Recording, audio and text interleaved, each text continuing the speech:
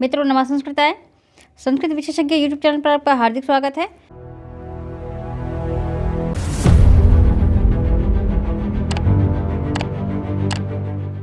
इस वीडियो में हम लोग देखेंगे नीति शतक के संपूर्ण हिंदी अनुवाद को, और इसका एक भाग, पहला भाग जो है पहले जा चुका है 1 से 50 तक का, और ये मुख्य रूप से तो बीए के छात्रों के लिए उपयोगी है। जहाँ जहाँ भी बीए के पाठ्यक्रम में है तो उन सभी के लिए ज़्यादा उपयोगी है, लेकिन टीजीटी वाले भी देख सकते हैं। तो जो लोग नहीं देखे हैं पहला पार्ट वो देख सकते हैं, इसका लिंक आपको डिस्क्रिप्शन बॉक्स में मिल जाएगा। तो नीति शतक का केवल एक ही वीडियो पहले गया है और ये दूसरा जा रहा है। तो चलिए देखते हैं। 51 से 1 से 50 तक का पहले गया है, तो उसका लिंक आपको मिल जाएगा डिस्क्रिप्शन बॉक्स में।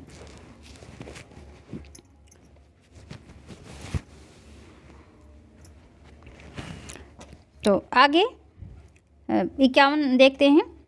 हे मित्र चातक, सावधान मन से क्षण भर के लिए सुनो।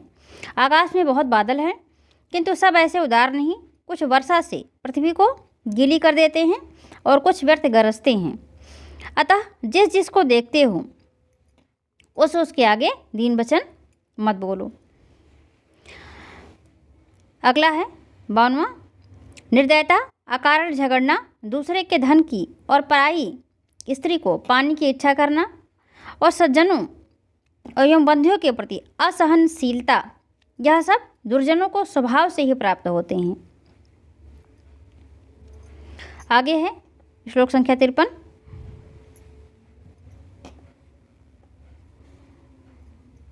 विद्या से विभूषित होते हुए भी दुष्ट पुरुष को त्याग देना चाहिए।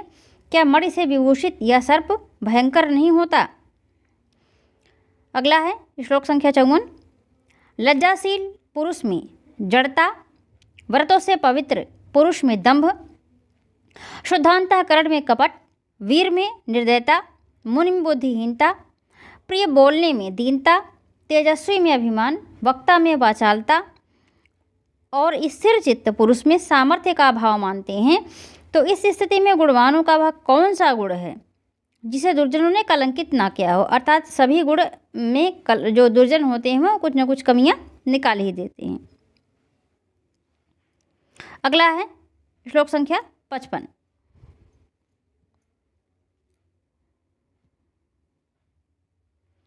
मनुष्य में यदि लोभ है तो अन्य दुर्गुण से क्या प्रयोजन, क्योंकि लोभ से बड़ा कोई दुर्गुण नहीं।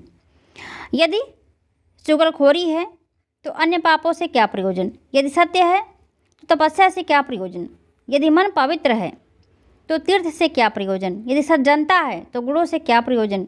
यदि सुंदर महिमा है तो आभूषणों का क्या प्रयोजन।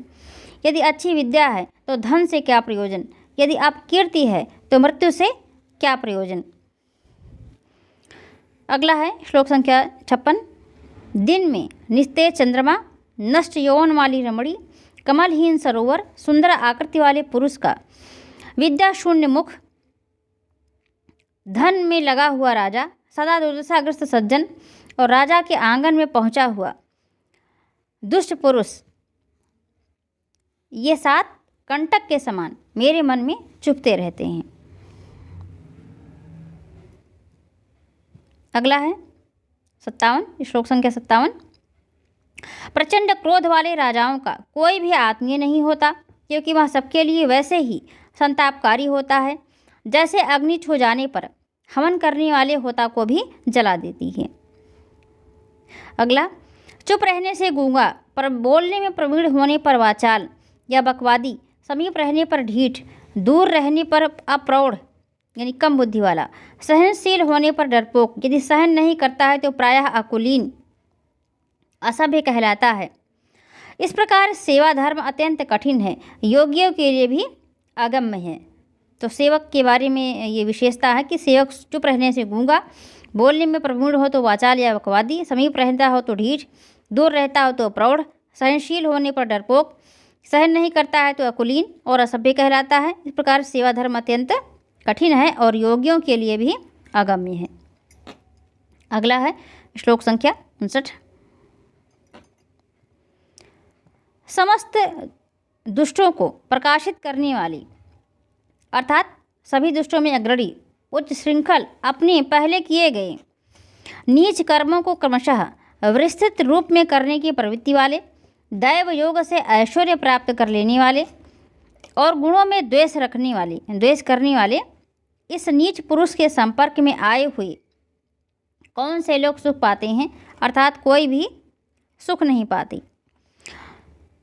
अगला है श्लोक संख्या 60। दुष्टों और सज्जनों की मित्रता दिन के पूर्वार्ध और उत्तरार्ध के में भिन्न स्वरूप वाली, छाया के समान प्रारंभ में लंबी और फिर क्रमशः क्षीण होने वाली तथा पहले छोटी और बाद में बढ़ने वाली होती है।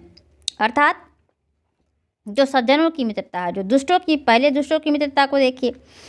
दुष्टों की जो मित्रता है वो दिन के पूर्वार्ध के समान होती है और जो सज्जनों की मित्रता है वो उत्तरार्ध के समान होती है। अब पूर्वार्ध की जो छाया होती है, जो सूर्य की रोशनी में जो हमारी छाया बनती है, वो पूर्वार्ध यानी 12 बजे के पहले का जो समय है वो पूर्वार्ध है। उत्तरार्ध जो 12 बजे के बाद का समय है। तो पूर्वार्ध में क्या होता है, प्रारंभ में लंबी और क्रमशः क्षीण होने वाली, अर्थात धीरे धीरे घटती जाती है। पहले लंबी होगी फिर धीरे धीरे छोटी होने लगेगी। और जो उत्तरार्ध का समय है उसमें पहले छोटा होगा और फिर बाद में बढ़ने वाला होता है। तो सज्जनों की जो मित्रता है वो पहले छोटी होती है और बाद में बढ़ने वाली होती है। और जो दुर्जनों की मित्रता है वो क्या होती है कि प्रारंभ में लंबी होती है फिर क्रमशः क्षीण होने वाली होती है, बाद में घटने लगती है। अगला है 61।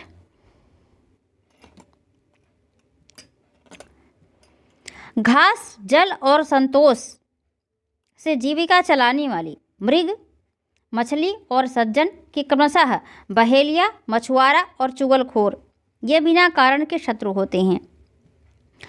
अब ये घास जो है ये जीविका जो चलाने वाला है मृग, और जल से मछली और संतोष से सज्जन। अब जो ये क्रमशः बहेलिया, अर्थात ये आया जो मृग के लिए बहेलिया, मृग का शिकार करना बहेलिए का काम, और मछुआरा मछली को पकड़ना मछुआरे का काम, और सज्जन के लिए चुगलखोर। तो ये बिना कारण ही शत्रु हैं, बिना शत्रुता के शत्रु अपने आप ही हैं। तो घास, जल और संतोष से जीविका चलाने वाले मृग, मछली और सज्जन के क्रमशः बहेलिया, मछुआरा और चुगलखोर ये बिना कारण के शत्रु होते हैं। अगला है श्लोक संख्या 62। सज्जन पुरुषों की संगति की इच्छा, दूसरों के गुण में अनुराग, गुरुजन के प्रति नम्रता, विद्या का व्यसन, अपनी पत्नी में प्रेम, लोक निंदा का भय, शंकर में भक्ति, मन को वश में करने की शक्ति और दुष्टों के संसर्ग का परित्याग, ये निर्मल गुण जिनमें रहते हैं उन लोगों को नमस्कार है। ये निर्मल गुण जिनमें रहते हैं उन महापुरुषों को नमस्कार है। आगे है विपत्ति में धैर्य, अभ्युदय में क्षमा, सभा में वाक चातुर्य, युद्ध में पराक्रम, यश में अभिरुचि और शास्त्र में आसक्ति ये गुण महात्माओं में स्वभाव सिद्ध होते हैं, अर्थात स्वयं ही आ जाते हैं। अगला है श्लोक संख्या 64। गुप्त रूप से दान करना, घर पर आए हुए अतिथियों का तुरंत सत्कार करना, किसी का प्रिय कार्य करके चुप रहना, किसी के द्वारा किए गए उपकार को सभा में भी कह डालना, संपत्ति होने पर गर्व नहीं करना, निंदा रहित दूसरों की चर्चा करना, यह कठिन तलवार की धार पर चलने के सदृश व्रत सज्जनों को किसने बतलाया है। अर्थात ये सभी गुण सज्जनों के हैं और होने भी चाहिए।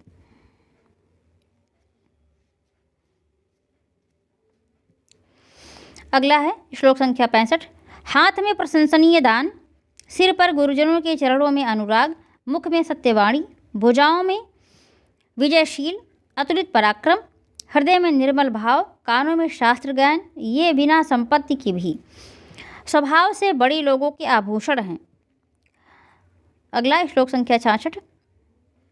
महापुरुषों का चित्त संपत्ति के समय कमल के समान कोमल होता है और विपत्ति के समय बड़े पर्वत के चट्टानों के समूह के समान कठोर हो जाता है। अगला है 67। तपे हुए लोहे पर पड़ने वाले जल का नाम भी नहीं जाना जाता। वही जल कमलिनी के पत्ते पर स्थित होकर मोती के आकार का दिखाई पड़ता है और वही स्वाति नक्षत्र में समुद्रीय सीप के उदर में गिरकर मोती हो जाता है। प्रायः अधम, मध्यम और उत्तम गुण संसर्ग से उत्पन्न होते हैं। अगला है श्लोक संख्या 68। जो सुंदर आचरणों के द्वारा पिता को प्रसन्न करता है वही पुत्र है। जो पति का कल्याण चाहती है वही स्त्री है। जो विपत्ति एवं सुख दोनों में एक समान व्यवहार करता है वही मित्र है। इन तीनों को संसार में पुण्य करने वाले लोग ही पाते हैं। अगला है श्लोक संख्या 69। मनुष्य का एक ही इष्ट देव होना चाहिए, चाहे वे विष्णु हों या शिव हों। एक ही मित्र होना चाहिए, चाहे वह राजा हो या योगी हो। एक ही निवास स्थान होना चाहिए, चाहे नगर हो या वन में। और एक ही स्त्री होनी चाहिए, चाहे सुंदरी हो या पर्वत की गुफा हो। अब ये सुंदरी और पर्वत की गुफा जो बात कही गई है, अर्थात लेखक भर्तृहरि का कहना है कि या तो व्यक्ति सन्यासी हो और या तो व्यक्ति गृहस्थ में ही हो।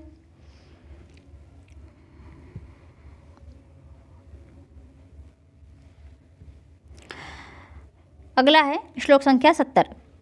नम्रता से ऊपर उठते हुए दूसरों के गुणों में कथन द्वारा अपने गुणों को प्रकाशित करते हुए और दूसरों के लिए बड़े भारी कार्यों को करने में उद्योग युक्त होकर स्वार्थों को संपादित करते हुए और निंदा के रूखे अक्षरों से मुख वाले दुष्ट पुरुषों को क्षमा के द्वारा ही तिरस्कृत करते हुए आश्चर्ययुक्त आचरण वाले सत्पुरुष संसार में सम्मानित होकर किसके पूजनीय नहीं होते, अर्थात सभी के पूजनीय होते हैं। अगला है श्लोक संख्या 71। वृक्ष फलों के आ जाने पर नम्र हो जाते हैं, झुक जाते हैं। मेघ नए जल से पूर्ण होने पर अत्यंत नीचे लटक आते हैं। इसी प्रकार सज्जन पुरुष समृद्धि पाकर अत्यंत विनीत हो जाते हैं, क्योंकि परोपकारियों का यह स्वभाव ही है। अगला है श्लोक संख्या 72। कान श्रवण शास्त्र से ही सुशोभित होता है, कुंडल से नहीं। हाथ दान से सुशोभित होता है, कंकड़ से नहीं। दयालु पुरुषों का शरीर परोपकारों से सुशोभित होता है, चंदन से नहीं। अगला है श्लोक संख्या 73। अच्छा मित्र अपने को पाप से बचाता है, हित के काम में लगाता है। अर्थात जो मित्र होता है वो अपने मित्र को पाप से बचाता है, हित के काम में लगाता है, रहस्य को छिपाता है, गुणों को प्रकट करता है, आपत्ति पड़ने पर भी नहीं छोड़ता है और समय पड़ने पर सहायता करता है, धनादि देता है। सज्जन लोग इसे अच्छे मित्र का लक्षण बतलाते हैं। अगला श्लोक संख्या 74। सूर्य बिना प्रार्थना किए ही कमल समूह को विकसित करता है। चंद्रमा भी बिना प्रार्थना किए ही कुमुद पुष्पों के समूह को प्रफुल्लित कर देता है और मेघ भी बिना प्रार्थना किए ही जल देता है। संत पुरुष स्वयं दूसरों के हित साधन में आग्रहशील होते हैं। अगला है श्लोक संख्या 75। संसार में कुछ लोग तो सज्जन होते हैं जो अपने स्वार्थ को छोड़कर दूसरों का हित साधन करते हैं। कुछ लोग सामान्य श्रेणी के होते हैं जो स्वार्थ की हानि किए बिना दूसरों की भलाई के लिए प्रयत्नशील रहते हैं। वे लोग मनुष्यों में राक्षस स्वरूप हैं जो स्वार्थ के लिए दूसरों के हित को नष्ट कर देते हैं। परंतु जो व्यर्थ ही दूसरों के हित को नष्ट करते हैं वे कौन हैं, यह हम नहीं जानते। अगला है श्लोक संख्या 76। पहले दुग्ध ने अपने में मिले हुए जल को अपने सभी गुण दे दिए, फिर दुग्ध का जलाना देखकर उस जल ने अपने को अग्नि में जला दिया। पुनः वह दुग्ध मित्र जल की विपत्ति को देखकर अग्नि में जाने के लिए व्याकुल हो गया, परंतु उस जल से युक्त होने पर पुरुष शांत हो गया। सज्जनों की मित्रता तो ऐसी ही होती है। अगला है श्लोक संख्या 77। इधर विष्णु सो रहे हैं, इधर उनके शत्रुओं का समूह विद्यमान है। इधर शरणार्थी पर्वतों का समूह लेटा हुआ है और इधर भी बड़वानर समस्त प्रलयकालीन अग्नियों या मेघों के साथ स्थित है। अहो, समुद्र का शरीर कितना विस्तृत सबल और भार सहन करने वाला है। अगला श्लोक संख्या 78। तृष्णा को नष्ट करो, क्षमा धारण करो, गर्व का परित्याग करो, पाप में अनुराग ना करो, सत्य बोलो, सज्जनों के मार्ग का अनुसरण करो, विद्वानों की सेवा करो, पूज्य लोगों का आदर करो, शत्रुओं को भी प्रसन्न रखो, विनम्रता प्रकट करो, यश का पालन करो, दुखियों पर दया करो, यही सत्पुरुषों का लक्षण है। अगला है श्लोक संख्या 79। मन, वचन और शरीर में सत्कर्म रूपी अमृत से भरे हुए तीनों लोकों को उपकार परंपराओं से प्रसन्न करते हुए दूसरों के परमाणु सदृश गुणों को पर्वत के समान बनाकर अपने मन में सदैव प्रसन्न रहने वाले सज्जन पुरुष कितने हैं, अर्थात कुछ हैं, कम ही हैं। अगला है श्लोक संख्या 80। उस सुवर्ण पर्वत यानी सुमेरु से या चांदी के पर्वत अर्थात कैलाश से क्या लाभ, जिस पर आश्रित वृक्ष वे ही वृक्ष रहते हैं, अर्थात जो के त्यों बने रहते हैं, जो वहाँ रहते हैं वहीं रहते हैं और कोई नहीं। हम तो मलय पर्वत को श्रेष्ठ मानते हैं, जिसके आश्रय से कंकोल यानी शीतल चीनी, नीम और कुटज के वृक्ष भी चंदन हो जाते हैं, अर्थात चंदन के समान बन जाते हैं। अगला है श्लोक संख्या 81।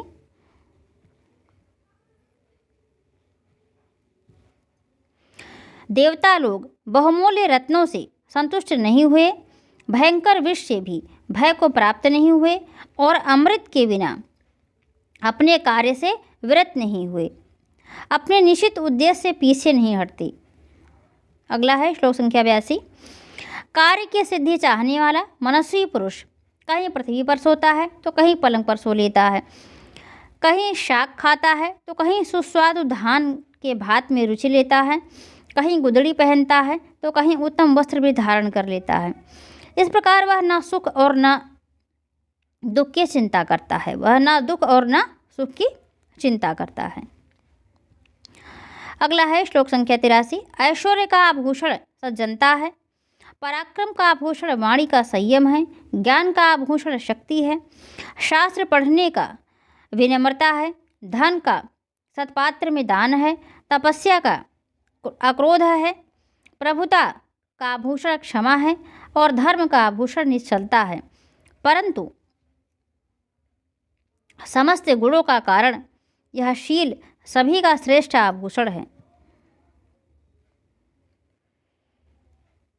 आगे है श्लोक संख्या 84। नीति विशारद विद्वान चाहे निंदा करे अथवा प्रशंसा करे, संपत्ति आए अथवा इच्छानुसार चली जाए, आज ही मृत्यु हो अथवा दूसरे युग में हो, परंतु धीर पुरुष न्याय संगत मार्ग से एक पग भी नहीं हटते। अगला है श्लोक संख्या 85। चूहा रात्रि में छेद करके पिटारी में दबे हुए शरीर वाले, भूख से शिथिल इंद्रियों वाले और नष्ट हुए जीवन की आशा वाले सर्प के मुंह में स्वयं गिर पड़ा। उसके मांस से तृप्त हुआ वह सर्प शीघ्र उसी छेद के उसी मार्ग से चला आया, उसी छेद से या उसी मार्ग से चला आया। लोगों देखो कि मनुष्य की उन्नति और अवनति में भाग्य ही कारण है। अगला है श्लोक संख्या 86। आलस्य निश्चित ही मनुष्यों के शरीर में स्थित महान शत्रु है। आलस्य निश्चित ही मनुष्यों के शरीर में स्थित महान शत्रु है। उद्यम के समान कोई बंधु नहीं, जिसको करता हुआ मनुष्य कोई दुख नहीं पाता।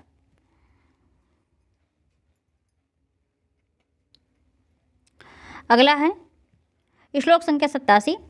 वृक्ष कट जाने पर भी उगाता है और चंद्रमा क्षीण होने पर भी पुनः बढ़ जाता है। ऐसा सोचते हुए सज्जन लोग विपत्ति में दुखी नहीं होते। वृक्ष कट जाने पर भी उगाता है और चंद्रमा क्षीण होने पर भी पुनः बढ़ जाता है। ऐसा सोचते हुए सज्जन लोग विपत्ति में भी दुखी नहीं होते। अगला है श्लोक संख्या 88। जिस इंद्र के पथ प्रदर्शक बृहस्पति थे, अस्त्र वज्र था, सैनिक देवता लोग थे, किला स्वर्ग था, विष्णु का जिस पर अनुग्रह था और हाथी ऐरावत था, ऐसे ऐश्वर्य और शक्ति से युक्त इंद्र भी युद्ध में शत्रुओं के द्वारा हरा दिए गए। इससे स्पष्ट है कि भाग्य निश्चित रूप से रक्षक होता है, निरर्थक पौरुष को धिक्कार है। भाग्य ही निश्चित रूप से रक्षक होता है। निरर्थक पौरुष को धिक्कार है। भाग्य रक्षक भले होता है, परंतु व्यक्ति को पुरुषार्थ करना ही चाहिए। अगला है श्लोक संख्या 89। मनुष्यों का कर्मफल प्रारब्ध के अधीन है। मनुष्यों का कर्मफल जो फल है वो कर्म के अधीन है, प्रारब्ध के अधीन है। और बुद्धि कर्म का अनुसरण करने वाली है। फिर भी विद्वान को अच्छी तरह विचार कर ही कार्य करना चाहिए। मनुष्यों का फल कर्म के अधीन है और बुद्धि कर्म का अनुसरण करने वाली है। फिर भी विद्वान को अच्छी तरह विचार कर ही कार्य करना चाहिए। सूर्य की किरणों से मस्तक पर संताड़ित, अगला है श्लोक संख्या 90। सूर्य की किरणों से मस्तक पर संताड़ित यानी तपाया गया गंजा मनुष्य धूपहित स्थान को चाहता हुआ भाग्यवश ताल वृक्ष के नीचे पहुंचा। वहां भी गिरते हुए विशाल ताल फल यानी ताड़ का जो फल होता है उससे उसका सिर शब्द के साथ फट गया। प्रायः भाग्यहीन मनुष्य जहाँ जाता है वहीं विपत्तियाँ आती हैं। तो सूर्य की किरणों से मस्तक पर संताड़ित तपाया गया गंजा मनुष्य धूपहित स्थान को चाहता हुआ, अर्थात जहाँ धूप न लगे वहाँ ऐसे व्यक्ति को गया जो गंजा व्यक्ति था। परंतु क्या हुआ कि भाग्यवश ताड़ वृक्ष के नीचे पहुँचा और वहाँ पे गिरते हुए विशाल जो ताड़ के फल थे उससे उसका सिर शब्द के साथ फट गया। प्रायः भाग्यहीन मनुष्य जहाँ जाता है वहीं विपत्तियाँ जाती हैं। अगला श्लोक संख्या 91। चंद्रमा और सूर्य का राहु के द्वारा पीड़ित होना, हाथी और सांप का बंधना, बुद्धिमानों की दरिद्रता को देखकर मेरा यही विचार होता है कि भाग्य बलवान है। चंद्रमा और सूर्य का राहु के द्वारा पीड़ित होना, हाथी और सांप का बंधना और बुद्धिमानों की दरिद्रता को देखकर मेरा यही विचार होता है कि भाग्य बलवान है। अगला है श्लोक संख्या 92। विधाता समस्त गुणों की खान और पृथ्वी के आभूषण पुरुष रूपी रत्न की सृष्टि तो करता है, परंतु उसे भी क्षणभंगुर बना देता है।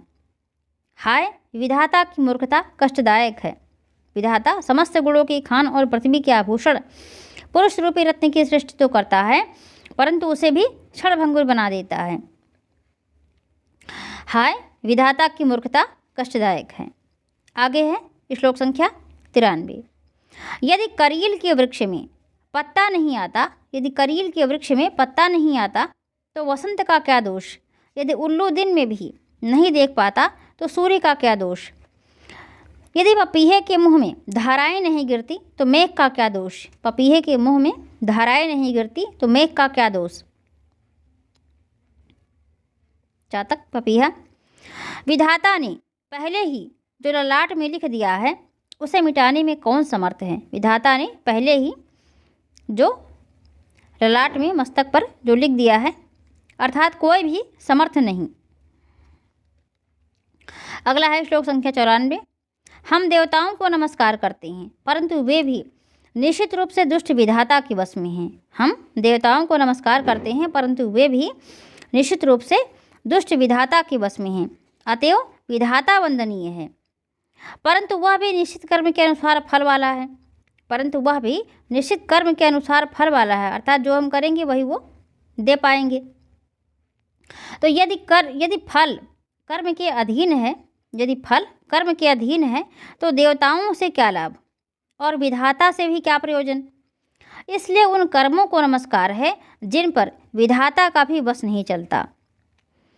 इसलिए उन कर्मों को नमस्कार है जिन पर विधाता का भी वश नहीं चलता। अगला है श्लोक संख्या 95। जिसने ब्रह्मा को कुम्हार के समान ब्रह्मांड रूपी पात्र के मध्य नियुक्त कर दिया, जिसने ब्रह्मा को कुम्हार के समान ब्रह्मांड रूपी पात्र के मध्य नियुक्त कर दिया, अर्थात जगत की रचना में लगा दिया। जिसने महादेव को कपाल रूपी हाथों में भिक्षाटन कराया, जिसने महादेव को कपाल रूपी हाथों में भिक्षाटन कराया और जिस कारण सूर्य नित्य ही आकाश में चक्कर लगाया करता है, उस कर्म को नमस्कार है। जिस कारण सूर्य नित्य ही आकाश में चक्कर लगाया करता है, उस कर्म को नमस्कार है। मनुष्य की ना तो आकृति ही फलती है, श्लोक संख्या 96। मनुष्य की ना तो आकृति ही फलती है, ना ही कुल ही, ना शील, ना विद्या भी, और ना प्रयत्न पूर्वक की गई सेवा भी फलती है। मनुष्य के पूर्व जन्म के तप से संचित भाग्य वृक्ष के समान समय पर ही फल देते हैं। मनुष्य की ना तो आकृति ही फलती है, ना कुल ही, ना शील, ना विद्या भी, और ना प्रयत्न पूर्वक की गई सेवा भी फलती है। मनुष्य के पूर्व जन्म के तप से संचित भाग्य वृक्ष के समान समय पर ही फल देते हैं। अगला है श्लोक संख्या 97। पहले के किए गए पुण्य वन में, युद्ध में, शत्रु, जल और अग्नि के बीच में, महासमुद्र में अथवा पर्वत की चोटी पर सोए हुए उन्मत्त अथवा विषम स्थिति में पड़े हुए मनुष्य की रक्षा करते हैं। तो पहले के किए गए जो पुण्य हैं वो वन में, युद्ध में, शत्रु, जल अथवा अग्नि के बीच में, महासमुद्र में अथवा पर्वत की चोटी पर सोए हुए उन्मत्त अथवा विषम स्थिति में पड़े हुए मनुष्य की रक्षा करते हैं। अगला है श्लोक संख्या 98। हे सज्जन, जो सत्क्रिया दुष्टों को सज्जन बना देती है, मूर्खों को विद्वान, शत्रुओं को मित्र, परोक्ष को प्रत्यक्ष, विष को तत्काल अमृत बना देती है, अभीष्ट फल का भोग करने के लिए उस देवी सत्क्रिया की आराधना करो। संकटों से परिपूर्ण गुणों पर व्यर्थ विश्वास ना करो। तो हे सज्जन, जो सत्क्रिया दुष्टों को सज्जन बना देती है, मूर्खों को विद्वान, शत्रुओं को मित्र, परोक्ष को प्रत्यक्ष, विष को तत्काल अमृत बना देती है, अभीष्ट फल का भोग करने के लिए उस देवी सत्क्रिया की आराधना करो। संकटों से परिपूर्ण गुणों पर व्यर्थ विश्वास ना करो। अगला है श्लोक संख्या 99। गुणों से युक्त या गुणों से रहित कार्यों को करते हुए विद्वान पुरुष को भी उसका परिणाम प्रयत्नपूर्वक सोच लेना चाहिए। गुणों से युक्त या गुणों से रहित कार्यों को करते हुए विद्वान पुरुष को उसका परिणाम प्रयत्नपूर्वक सोच लेना चाहिए। अत्यंत शीघ्रता से किए गए कार्यों का फल मृत्यु पर्यंत कांटे के समान हृदय में चुभता रहता है। अत्यंत शीघ्रता से किए गए कार्यों का फल मृत्यु पर्यंत कांटे के समान हृदय में चुभता रहता है। अगला है श्लोक संख्या 100। जो अभागा मनुष्य इस कर्म भूमि को प्राप्त करके तप नहीं करता, वह यहाँ वैदूर्य मणि निर्मित बटलोई में चंदन के ईंधन समूह से तिल के दानों को पकाता है। आग की जड़ के लिए स्वर्ण निर्मित हल की अग्रभागों से पृथ्वी को जोतता है और कर्पूर वृक्ष के टुकड़े करके कोदों के चारों ओर घेरा बनाता है। तो जो अभागा मनुष्य इस कर्म भूमि को प्राप्त करके तप नहीं करता, वह यहाँ वैदूर्य मणि निर्मित बटलोई में चंदन के ईंधन समूह से तिल के दानों को पकाता है। आग की जड़ के लिए स्वर्ण निर्मित हल की अग्रभागों से पृथ्वी को जोतता है और कर्पूर वृक्ष के टुकड़े करके कोदों के चारों ओर घेरा यानी बाड़ा बनाता है। बाड़ा यानी घेरा। अगला है श्लोक संख्या 101। मनुष्य चाहे पानी में गोता लगाए, सुमेरु पर्वत की चोटी पर जाए, युद्ध शत्रुओं को जीत ले, व्यापार, खेती, सेवा, समस्त विद्याओं और कलाओं को सीख ले तथा अत्यधिक प्रयत्न करके पक्षी की तरह विशाल आकाश में उड़े, फिर भी यहाँ कर्मों के वश अनहोनी नहीं होती और होनी का विनाश कहाँ से होगा। अर्थात जो होने वाला है नहीं है वह कदापि नहीं होगा और जो होना है वह अवश्य होगा। तो मनुष्य चाहे पानी में गोता लगाए, सुमेर पर्वत की चोटी पर जाए, युद्ध शत्रुओं को जीत ले, व्यापार, खेती, सेवा, समस्त विद्याओं और कलाओं को सीख ले तथा अत्यधिक प्रयत्न करके पक्षी की तरह विशाल आकाश में उड़े, फिर भी यहाँ इस संसार में कर्मों के वश अनहोनी नहीं होती और होनी का विनाश कहाँ से होगा। अर्थात जो होने वाला नहीं है वह कदापि नहीं होगा और जो होना है वह अवश्य होगा। अगला श्लोक संख्या 102। जिस मनुष्य का पूर्व जन्म का पुण्य बहुत अधिक है, उसके लिए भयानक वन भी श्रेष्ठ नगर हो जाता है। सब लोग उसके सगे हो जाते हैं और समस्त पृथ्वी उत्तम निधियों और रत्नों से परिपूर्ण हो जाती है। जिस मनुष्य का पूर्व जन्म का पुण्य बहुत अधिक होता है, उसके लिए भयानक वन भी श्रेष्ठ नगर हो जाता है।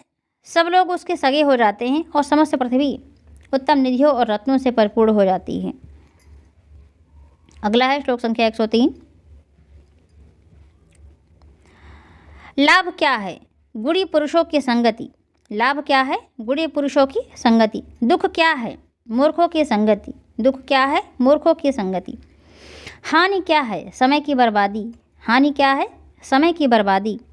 कुशलता क्या है? धर्म के रहस्य में अनुराग। कुशलता क्या है? धर्म के रहस्य में अनुराग। वीर कौन है? इंद्रियों को जीत लेने वाला। वीर कौन है? इंद्रियों को जीत लेने वाला। प्रियतमा कौन है?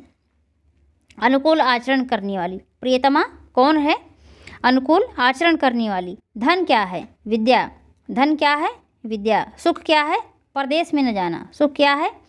परदेश में न जाना। और राज्य क्या है? आज्ञा की सफलता। राज्य क्या है? आज्ञा की सफलता। तो अप्रिय, अगला है श्लोक संख्या 104। अप्रिय कठोर वचनों की दरिद्र, अर्थात कठोर वचन न बोलने वाली। प्रिय वचनों के धनी, अर्थात मधुरभाषी। अपनी स्त्री से संतुष्ट और दूसरों की निंदा से विमुख सज्जनों द्वारा पृथ्वी किसी किसी स्थान पर अलंकृत है, अर्थात ऐसे लोगों की संख्या कम है। कुछ ही स्थानों पर ऐसे लोग हैं जो अप्रिय नहीं बोलने वाले हैं और प्रिय वचनों के धनी हैं, अपनी स्त्री से संतुष्ट हैं और दूसरों की निंदा से विमुख रहते हैं। तो अप्रिय वचनों के दरिद्र, अर्थात कठोर वचन ना कहने वाले, और प्रिय वचनों के धनी, अर्थात मधुरभाषी, अपनी स्त्री से संतुष्ट और दूसरों की निंदा से विमुख सज्जनों द्वारा पृथ्वी किसी किसी स्थान पर अलंकृत है। अगला है श्लोक संख्या 105। पीड़ित किए गए भी धैर्यशील पुरुष का धैर्य गुण मिटाया नहीं जा सकता है। पीड़ित किए गए भी धैर्यशील पुरुष का धैर्य गुण मिटाया नहीं जा सकता है। नीचे की ओर मुख किए गए, नीचे की ओर मुख किए गए भी अग्नि की लपट कभी नीचे की ओर नहीं जाती। नीचे की ओर मुख किए गए भी अग्नि की लपट कभी नीचे की ओर नहीं जाती। अगला है श्लोक संख्या 106।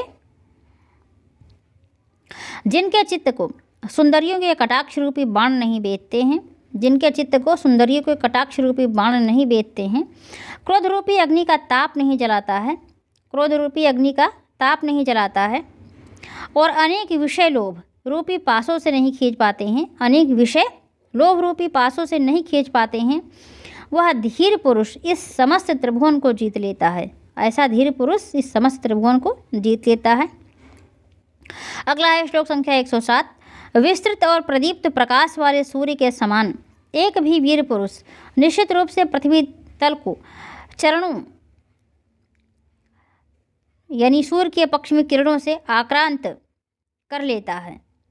तो विस्तृत और प्रदीप्त प्रकाश वाले सूर्य के समान एक भी वीर पुरुष निश्चित रूप से पृथ्वी तल के चरणों, अर्थात सूर्य के पक्ष में है किरणों से आक्रांत व्याप्त कर लेता है। अगला है श्लोक संख्या 108। जिस मनुष्य के शरीर में सब लोगों का सर्वाधिक प्रिय शील शोभा पा रहा है, उसके लिए अग्नि जल बन जाता है, समुद्र तत्क्षण नहर बन जाता है, सुमेरु पर्वत तत्काल ही छोटी सी शिला बन जाता है, सिंह तुरंत हरिण बन जाता है, सर्प पुष्प माला बन जाता है, और विष का रस अमृत की वर्षा बन जाता है। तो जिस मनुष्य के शरीर में सब लोगों का सर्वाधिक प्रियशील शोभा पा रहा है, उसके लिए अग्नि जल बन जाता है, समुद्र तत्क्षण नहर बन जाता है, सुमेरु पर्वत तत्काल ही छोटी सी शिला बन जाता है, सिंह तुरंत हरिण बन जाता है, सर्प पुष्प माला बन जाता है, और विष का रस अमृत की वर्षा बन जाता है। अगला है श्लोक संख्या 109। सत्यव्रत की व्यसनी तेजस्वी पुरुष प्राणों को भी सुखपूर्वक त्याग देते हैं, परंतु लज्जा रूपी गुणों के समूह को उत्पन्न करने वाली, अत्यंत निर्मल हृदय वाली, रक्षा करने वाली अपनी माता के समान प्रतिज्ञा को नहीं छोड़ती। तो सत्य व्रत के व्यसनी तेजस्वी पुरुष प्राणों को भी सुखपूर्वक त्याग देते हैं, परंतु लज्जा रूपी गुणों के समूह को उत्पन्न करने वाली, अत्यंत हृदय निर्मल हृदय वाली और रक्षा करने वाली अपनी माता के समान प्रतिज्ञा को नहीं छोड़ते। तो मित्रों, इस वीडियो में इतना ही। आशा है क्लास आप सभी के लिए उपयोगी होगी। आप हमारे वीडियो के अपडेट पाने के लिए टेलीग्राम चैनल को ज्वाइन कर लें, व्हाट्सएप चैनल को फॉलो कर लें, और इसका जो नेक्स्ट पार्ट है वो आपको डिस्क्रिप्शन बॉक्स में उसका लिंक मिल जाएगा, तो वो भी आप देख सकते हैं। जो लोग देख चुके हैं तो अच्छी बात है, जो लोग नहीं देखे हों उसको देख सकते हैं। तो मिलते हैं अगले वीडियो में, तब तक के लिए नमस्कार।